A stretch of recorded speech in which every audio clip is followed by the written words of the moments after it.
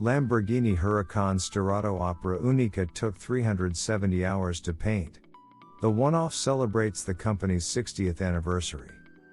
When Lamborghini celebrated its 50th anniversary in 2013, it came out with the Egoista, a Gallardo-based one-off with a single seat the Raging Bull kept for itself as it was never sold.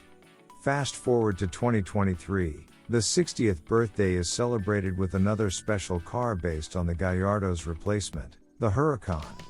Not just any Huracan, but the adventurous, high-riding Sterrato that has also been turned into a one-of-a-kind machine. Granted, we'd reckon is not nearly as interesting as the Egoista, but this Opera Unica Huracan Sterrato still has a lot going for it. Developed by Lamborghini's Personam department in charge of creating highly customized cars, the unique V10 supercar has a special finish that takes after Sardinia's seas and skies. It boasts a hand-painted, three-color paint created to mimic the crystal effect of frozen liquid. The first coat of paint applied by Lamborghini was a solid blue amnies before blue grifo was etched into by hand, followed by blue federa during a laborious process took over 370 hours to complete.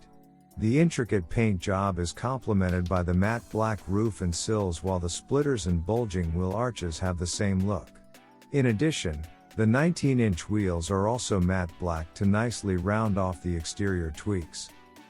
As for the interior, the peeps from Sant'Agata Bolognese decided to spruce it up with exposed carbon fiber surfaces and a blue Delphinus leather. You can see it on the seats, dashboard, and door cards, while the dash and steering wheel combine that leather with specially dyed Alcantara.